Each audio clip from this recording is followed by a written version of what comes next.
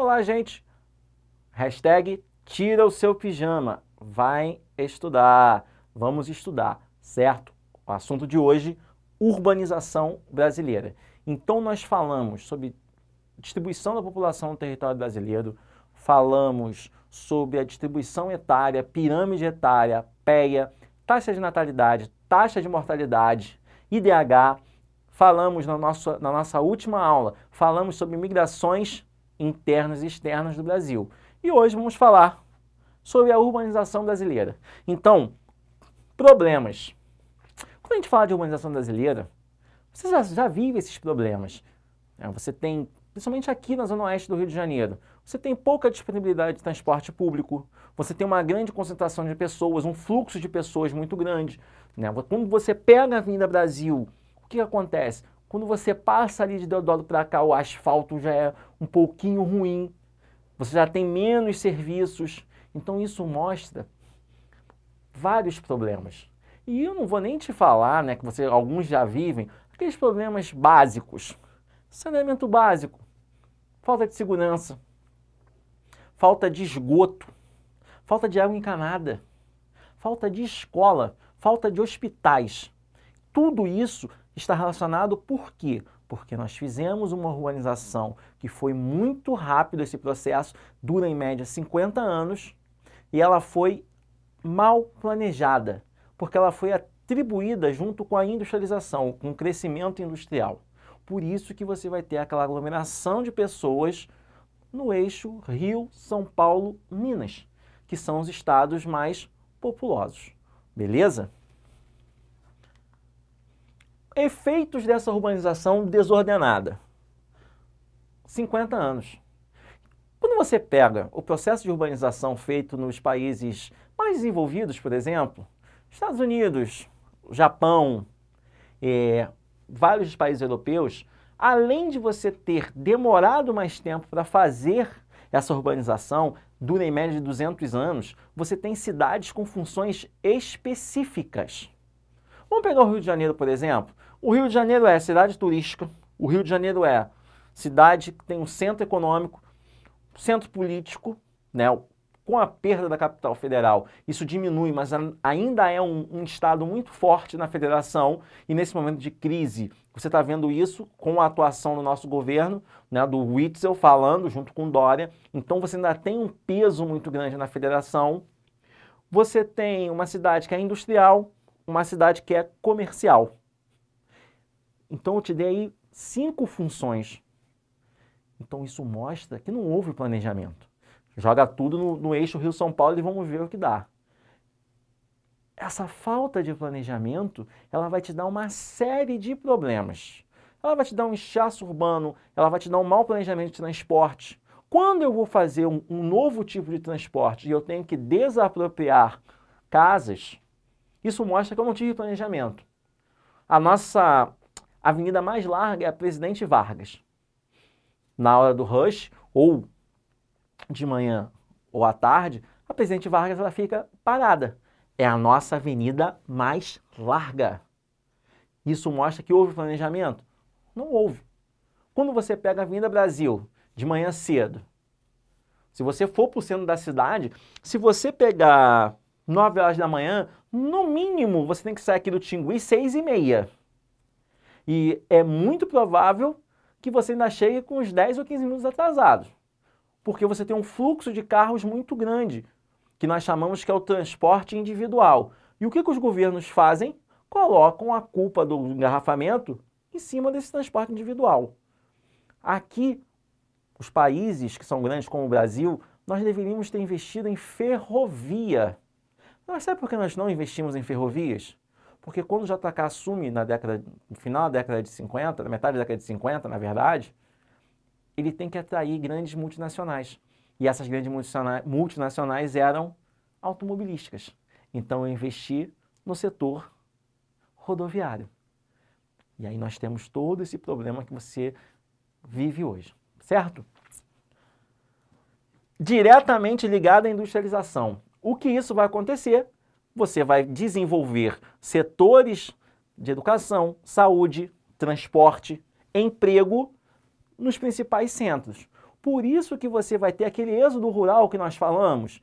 Eu não distribuí as indústrias no país, eu concentrei. Se eu concentro a indústria aqui no eixo Rio-São Paulo no primeiro momento e posteriormente eu levo para Minas Gerais e no Sul, o que vai acontecer com a população? Ela vai procurar esses grandes centros. E aí o que vai acontecer? Por consequência, os melhores centros de saúde estão aonde? Na região Sudeste. As melhores universidades, na região Sudeste. Então, todos os caminhos te levam que você venha para a região Sudeste. Eu não fiz um planejamento para, de repente, fazer alguma coisa que segurasse esse cara que mora no Nordeste e esse cara que mora na região Norte, para que ele não migrasse. E quando ele chega aqui, se ele não tem uma moradia, o que ele vai fazer? Ele vai ocupar áreas irregulares. Então, eu vou ter um crescimento da chamada favelização. Beleza? Aqui, ó, olha quem apareceu. O êxodo rural. Motivou as pessoas que vieram para os grandes centros. Nordestinos, nortistas, pessoas que vêm atrás de emprego. Se eu tenho muito crescimento urbano, crescimento que eu chamo de horizontal, já que está na moda falar horizontal, vertical, o que é um crescimento urbano vertical? Prédios. Quando eu saio construindo prédios, eu estou verticalizando essa urbanização.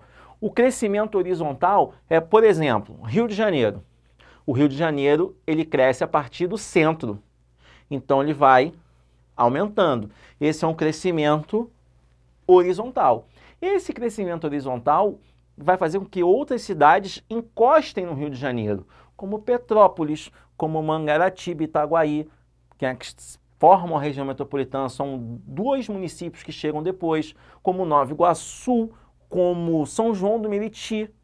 E essas grandes regiões metropolitanas, elas serão formadas a partir de um movimento que eu chamo de conurbação. Quando eu não consigo mais identificar onde uma cidade começa e a outra termina. E por que elas são regiões metropolitanas? Porque tudo se concentra no entorno daquela capital ali. Por exemplo, das 13 maiores regiões metropolitanas brasileiras, 11 são litorâneas. Porque eu tive aquele crescimento do Brasil em torno do litoral, com a chegada dos portugueses. Só 2 que não são. São Paulo e Minas Gerais, Belo Horizonte. São Paulo e Belo Horizonte são internas. Todas as outras 11, elas são litorâneas. Conurbação, segregação social, separação. Pobre para um lado, rico para outro. Eu posso fazer essa segregação social num bar? Fica difícil. Num shopping? Fica um pouquinho difícil. Então, onde é que essa segregação social ela vai aparecer? Ela aparece quando eu vou me isolar e vou morar num condomínio. Eu gosto muito de citar uma música do Rapa que fala dessa forma. As grades do condomínio são para trazer proteção, mas também trazem a dúvida se é você que está nessa prisão. Então, essa segregação social, né, essa segregação, essa separação, ela fica bem clara. Quando nós vamos a São Conrado e vamos olhar a Rocinha e aqui os grandes condomínios, com quadras de tênis, com academias, com toda a infraestrutura para que aquele morador não saia para quase nada, a não ser para ir trabalhar. Essa é uma segregação social. Eu separo a cidade. Agora, nesse exato momento, se você for na Zona Sul do Rio de Janeiro, você vai ver muito mais patrulhas do que aqui em Campo Grande. E olha que a gente está num regime de quarentena. E por quê? Porque lá tem gente com mais garbo e elegância. O pessoal do Campo Grande, deixa o pessoal de Campo Grande lá, né? Isso também é o quê? É uma segregação social. Porque eu tenho um outro problema, periferização. O que vem a ser a periferização? Eu tenho um centro. Então, a cidade começa a crescer, como eu te falei, de forma horizontal. Então, aqui eu tenho centro e aqui eu tenho as chamadas regiões periféricas.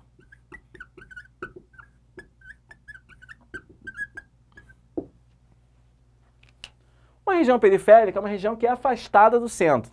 Para nós que moramos no Brasil, essa periferia ela virou um local de pobre. Então, o que é uma periferização? É quando eu afasto dos grandes centros indústria, ou quando eu faço uma segregação social e quero jogar essas pessoas mais pobres para longe. Então, na periferia, eu tive a indústria, principalmente em duas zonas do Rio de Janeiro. Na Zona Norte e na Zona Oeste. Eu diminuo a circulação, eu diminuo a poluição. Ah, deixa isso para lá. E é claro, eu diminuo a circulação de pessoas pobres. Quando você vai discutir sobre transporte, vou botar um metrô no Leblon. Não. Por que não? Não, porque vai ter maior circulação dessas pessoas que vêm das áreas periféricas para a zona sul do Rio de Janeiro. Nós não queremos. A associação logo se mexe. E se mexeu de tal forma que ela conseguiu mexer no traçado da linha 4 do metrô. A linha 4 do metrô, originalmente, ela teria um traçado e o pessoal que mora no Leblon não quis aquele traçado. O pessoal que mora na Gávea não quis aquele traçado e modificou o traçado. Qual a justificativa? Diminuir a circulação das pessoas. Isso é segregação social. Isso é periferização. E se eu tenho periferização, é óbvio, eu tenho favelização. É muito comum, quando eu dou esse tipo de aula de urbanização, seja o Preveste, para a turma de oficiais, para a minha turma de 7º ano, no Ensino Fundamental 2, ou para a turma de naval, o pessoal fala assim: favela não, professor, comunidade. Favela é um termo usado para falar de desarmonia urbana, bagunça. Comunidade é algo que é comum a todos. Então nós vamos ver áreas de favela que não entra caminhão de lixo. Áreas de favela que você não tem ruas com nomes. Você não tem nem asfalto em todas as ruas. Isso é comum a todos? Não. Favela é desorganização. A sua mãe em algum momento deve ter brigado com você. Astolfo! Vai arrumar esse armário! Tá uma favela! Favela é bagunça. Então, áreas que sofreram com favelização, ocupação de áreas irregulares, no Rio de Janeiro, como é uma cidade que está entre mar e morros, você vai ocupar as encostas. Se você for a São Paulo, você vai ocupar as áreas mais baixas. É uma área que não tem planejamento algum. Bem, se eu no início da aula te falei que a urbanização do Rio de Janeiro ela vai ser mal feita, a urbanização de São Paulo ela vai ser mal feita, a urbanização brasileira vai ser mal feita porque você não teve planejamento, você imagina uma favela, você imagina num morro. E onde é que está estourando toda essa preocupação que eu não tive lá atrás? Com o coronavírus. Qual é o grande medo? É que o coronavírus se espalhe nessas regiões onde não tem o saneamento básico para todo mundo, onde eu não tenho água encanada para todo mundo, onde eu não tenho posto de saúde para todo mundo, onde eu não tenho educação para todo mundo. E o que o Estado entra? Como é que o Estado entrou nas favelas? Com a UPP, há quase 10 anos atrás. Aí eu entrei dentro da favela, mas entrei o quê? Com força. Eu não dei para aquele cara que mora na favela dignidade, eu não dei planejamento. E mais uma vez eu vou ter um problema de segregação social. Por quê? Eu tenho áreas da cidade, todo estado tem áreas de pessoas mais ricas, pessoas com garbo e elegância. E tem aquelas regiões mais pobres. Mas quem é que vai prestar os serviços? Aquela pessoa que mora em morros, que mora em favelas, que mora em regiões que não tem planejamento. E a grande maioria delas nem queria morar ali, mas é o que dá para fazer. Então, o que o Estado faz? Passa uma vassoura. Por isso que você vai ter o crescimento do poder paralelo, porque o Estado não entrava. Até o início da década de 90, você tinha algumas favelas do Rio de Janeiro que nem apareciam em mapas, como a maior delas, que é a Rocinha, que é a maior favela da América Latina. Tem uma foto clássica que a gente usa em geografia, que você tem de um lado Paraisópolis, a favela, e do outro lado você tem um condomínio de luxo, com as varandas com piscina, com o furor, com churrasqueira, que vai dar a imagem à vista para onde? Para Paraisópolis, para a favela. E é dividida por um muro. Ali você enxerga essa segregação social que nós falamos, certo? E por que a gente fala sobre isso, sobre periferia? Porque se você prestar atenção em filmes dos Estados Unidos como Marley e Eu, posso sempre dar esse exemplo, você vai percebendo que o dono do Marley, o repórter, cada vez que ele vai ganhando mais dinheiro, ele vai comprando casas mais afastadas dos grandes centros. Quem tem dinheiro na Europa, nos Estados Unidos, não mora nos grandes centros. Quem vai morar no grande centro é o Július, do Eu Odeio o Chris. O Július, o pai do Chris, mora no grande centro. Porque tem barulho, é sujo. Em países mais desenvolvidos, o luxuoso é morar em áreas periféricas, afastadas dos grandes centros. Aí você vai ver o quê? Grandes rodovias com 6, 7, 8 pistas. Aqui a nossa maior rodovia, se nós acharmos com 4 pistas, a gente ri à toa. Uhul! Por quê? Basicamente são 3 ou 2. Se você pegar Rio Santos, você sabe o problema que é. Certo? Problemas de infraestrutura são típicos no Brasil. Ora, se eu tenho o poder paralelo se instalando nessas favelas, eu vou ter vendas de entorpecentes. Eu tenho o poder paralelo. Vou te contar uma historinha rápida. A diretoria da favela que é perto da minha casa, da Furque Mendes, colocou um carro de som, né, no auge da epidemia e falou o seguinte: a diretoria da Furque Mendes pede a contribuição dos moradores para que não saiam de casa. Eu achei aquilo ali surreal. Falei assim, caramba, os traficantes têm mais visão social do que os próprios governos. E por que eles fizeram aquilo? Porque se você tem muitas pessoas infectadas, você vai ter uma circulação de pessoas muito grande. Se você tem uma circulação de pessoas muito grande que estão infectadas, você perde o controle. O que é perder o controle? Você não sabe se pode entrar alguém ali que é espião, que eles chamam de P2, e grampear a boca. Acaba com o faturamento. Toque de recolher. A Furque Mendes teve, lá em Jardim América, teve um toque de recolher. É o poder paralelo. Problemas de infraestrutura, já falei vários para vocês. Educação, não tem educação pública para todos. Não tem saúde pública para todos. Não tem o transporte público, principalmente em áreas mais periféricas. Não tenho segurança para todos. Por isso que eu tenho violência urbana.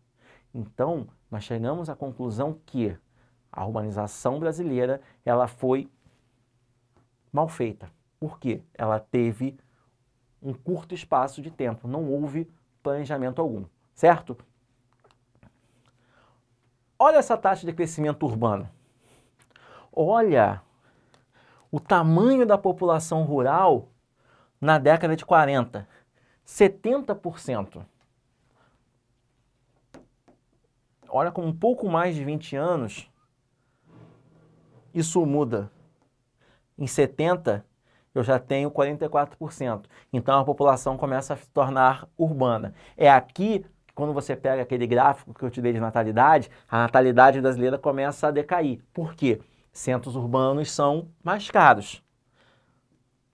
Em 2010, porra, por que o Edichão botou uma tabela de 2010? Censo. O nosso último censo foi 2010. Deveríamos fazer um censo agora, mas por conta da pandemia de coronavírus, jogamos para 2021, assim como jogou os eventos esportivos, como Olimpíadas, como Copa do Mundo e Eurocopa, certo? Olha como cresceu. E eu posso me arriscar a dizer que a população rural já diminuiu nesses 10 anos. Já deve estar perto aí de 11, 12%. Eu tenho como suportar isso tudo? Não. Por isso que hoje você está tendo o quê? Uma verticalização. Qualquer terreno vazio vira condomínio. E o que eu faço com esse condomínio? Te ofereço N coisas. Nas propagandas falam, você vê, o condomínio com lazer completo. Tem condomínio agora sendo com lavanderia. Porque cada tempo mais que passa eu diminuo esse apartamento. E se eu diminuo muito esse apartamento, você não consegue colocar, por exemplo, uma máquina de lavar na sua área de serviço. Então eu, condomínio, te ofereço uma lavanderia. Você já vai pagar o condomínio mesmo, tá na taxa. Igual aqueles filmes americanos que tem aquelas máquinas que fica girando. Mas cuidado para tu não botar o teu cachorro pincher ali dentro, vai matar o bichinho afogado, ou o gato. Já tem condomínio que está te oferecendo isso. Por quê? Cada tempo que passa, está diminuindo. E por que está diminuindo? Lembra que tem algumas cidades que nós chamamos de cidades dormitórios, que ficam aqui nas áreas mais periféricas? O que eles falam? Esse cidadão só vai em casa para dormir. Então por que ele quer uma casa grande, um apartamento grande? E no final de semana eu dou um lazerzinho para ele ficar na piscina, para ele fazer um churrasquinho com os amigos, para ele ter um barzinho ali perto, dentro desse próprio condomínio. Então o crescimento ele foi muito rápido, ele foi muito acelerado e eu não consegui me planejar adequadamente para isso. Vamos lá, vou ver aqui no meu bolso, pegamos aqui, vamos passar o slide. Aqui nós temos o tamanho, o crescimento populacional nas regiões. A região sudeste teve um crescimento de 10% em 10 anos. Então nós temos a região que tem o maior número de habitantes, em 2010, 80 milhões. Nós temos os 3 estados que têm as maiores populações. São Paulo, com 41 milhões, Minas Gerais com 19, Rio de Janeiro com 15, seguido de perto de Bahia com 14 milhões.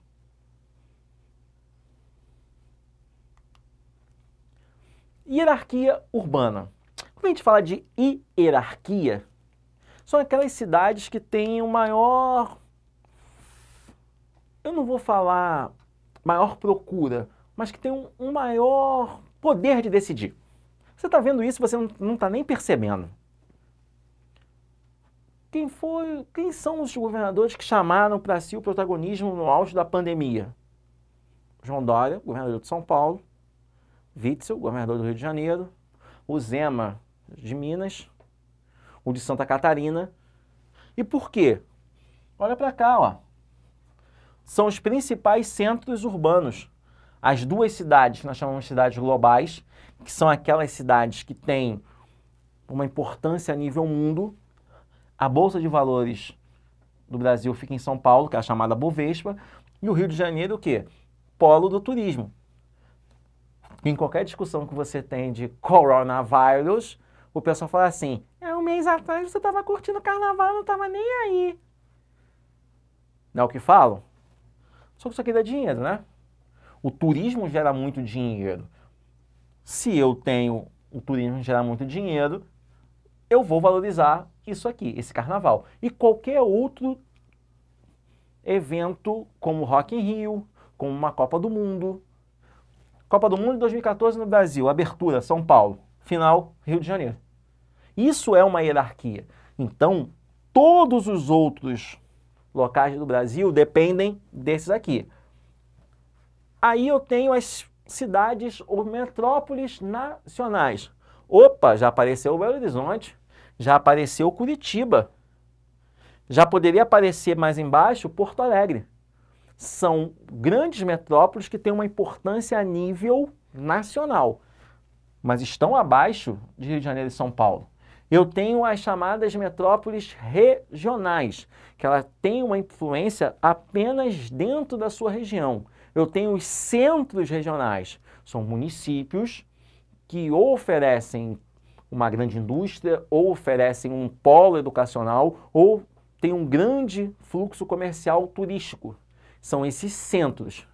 Por exemplo, nós temos no Brasil, no Rio de Janeiro, Volta Redonda, nós temos Macaé, nós temos Cabo Frio, que já é um centro regional, é muito importante naquela região dos lagos. Quando você vai para São Paulo, você tem Campinas, você tem a chamada Baixada Santista com Santos, que são dois centros que se formaram e têm a sua própria região metropolitana, de tão grandes que são. Você tem na Bahia Camaçari, são centros que geram riqueza. Macaé, pelo petróleo, Campos dos Goytacazes pelo petróleo, Camaçari pelo petróleo, tem uma importância regional.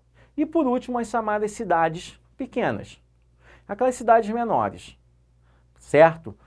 Isso é a chamada hierarquia urbana, das cidades mais importantes, dos centros, das metrópoles mais importantes para as menos importantes. Aqui estão aquela área de influência que eu citei para você quando falamos, né, da distribuição das migrações. Olha a área de influência. E aqui está explicando o que eu te falei, a metrópole nacional, a metrópole regional e os centros regionais.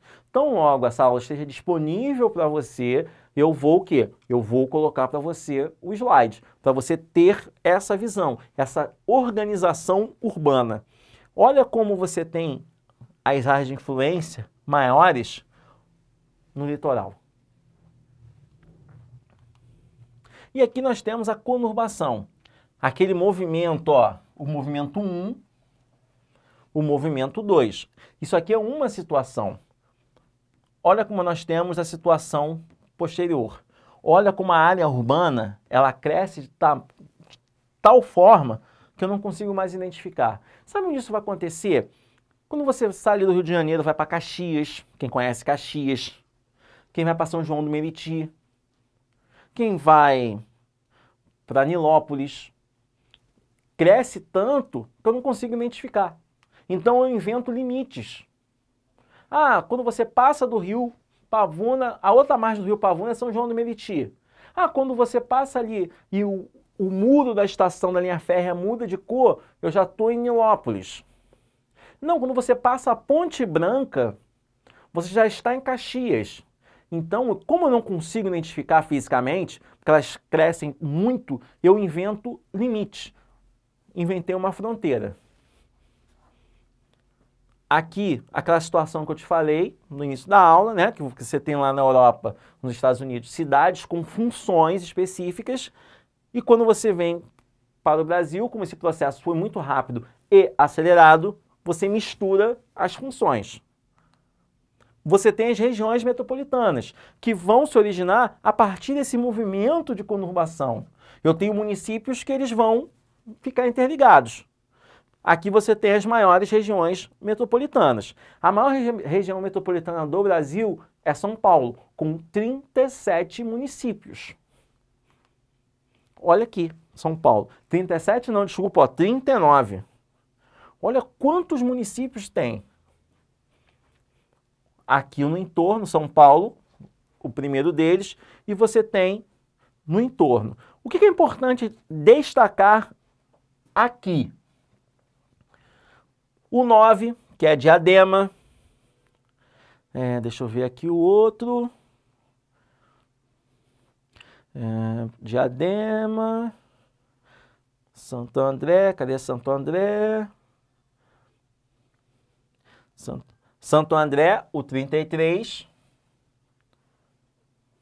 Aqui o 33. São Bernardo, o 34. E São Caetano do Sul, o 35. Cadê? 35. Aqui. Por que é importante ressaltar? Porque quando nós formos falar de industrialização brasileira, eu vou chamar isso aqui de ABCD paulista. Santo André, o A. São Bernardo do Campo, o B. São Caetano do Sul e, por último, entra Diadema. Então, eu vou chamar essa região de ABCD Paulista. É essa região aqui que vai ter, basicamente, todo o parque industrial de São Paulo. É aqui que nós temos as fábricas. A Ford foi embora, né? Mas você tem a fábrica da Volkswagen, você tem o centro de distribuição da Casas Bahia, entre outros. Então, aqui vai ser uma área de conurbação desses municípios. E aí eu vou citar para você Barueri, Itapevi. Você que gosta de Racionais Emissivos, Mano Brown fala isso. E aí, Itapevi, Paraisópolis. Não é isso? Então, aqui nós teremos vários problemas. Favelização, má infraestrutura. Quando nós falamos de solo, você tem lá as duas marginais, Marginal Tietê e Marginal Pinheiros, que alagam porque você teve uma impermeabilização do solo, você não tem uma infraestrutura de saneamento básico, você vê Tietê e Pinheiros, que são rios, que são esgotos a céu aberto, certo? Por quê? Porque você não teve esse carinho, esse cuidado com a maior metrópole brasileira. Megalópole brasileira. Existe uma discussão se existe ou se não existe essa megalópole. Existe a megalópole brasileira Rio-São Paulo? Apenas pela Via Dutra. Então tem locais bem importantes. Ela passa por Nova Iguaçu, Barra do Piraí, Barra Mansa, Resende, Volta Redonda, que é chamada de Vale do Aço. Guaratinguetá, Taubaté, São José dos Campos, que nós temos a Embraer, nós temos a FAB, Jacareí, que nós temos a fábrica da Alstom, Guarulhos, próximo a Guarulhos, não passa em Guarulhos a Via Dutra, mas é próximo, Santo André. E aqui você tem Jundiaí, Itu, Sorocaba, Osasco, São Bernardo do Campo.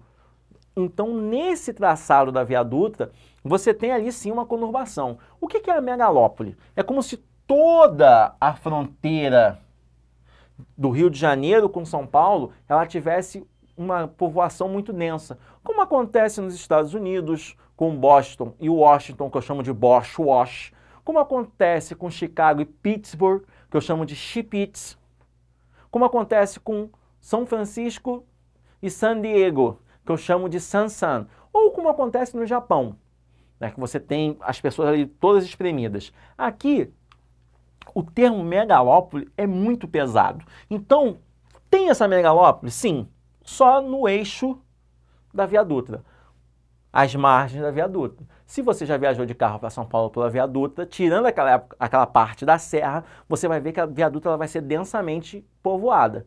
Porque você tem o quê? Muitos centros industriais. Lembrando que nós falamos, é o segundo slide, você tem o quê? A urbanização brasileira muito ligado à industrialização. Não tem como separar uma coisa da outra, certo? Aqui nós temos as redes de transporte. Bem, nós estamos falando já há quase um mês, o Brasil povoado no litoral, densidade demográfica no litoral. Aonde é que eu vou ter as principais redes de transporte? No interior? Negativo. No litoral e aqui no meio. E por que no meio? Simples, agronegócio. Eu preciso ter ferrovias, eu preciso ter o que nós chamamos de portos secos, para que essa produção agropecuária saia daqui e consiga chegar aos portos. Que essa produção de minério saia aqui e consiga chegar ao porto de Barbacena, a Itaqui ou ao porto de Pecém, no Ceará. Mas aqui ao norte, apenas hidrovias. Lembra, eu tenho lá pouca população, eu tenho a floresta amazônica que é muito densa, então tudo isso vai fazer com que boa parte desse transporte fique concentrado nas principais regiões metropolitanas e no litoral. Lembrando, boa parte desse transporte vai ser rodoviário. É por isso que você paga caro por comida, por exemplo, por produtos, porque boa parte desses produtos eles são transportados de caminhões. Sem caminhão, o Brasil para. É uma frase de boleia de caminhão. E nós vimos isso em 2018. E aqui, quando você abrir o mapa, uma integração para você ter a noção do Rio de Janeiro. Como que essa região metropolitana do Rio de Janeiro, ela vai ser integrada, certo? Naquele mesmo ritmo, hashtag tira o seu pijama, faça os exercícios de nível 2, os exercícios de nível 3, que muito provavelmente ou eu ou o Bruno vamos fazer uma videoaula só com correção desses exercícios. Beleza? Um forte abraço, até a próxima!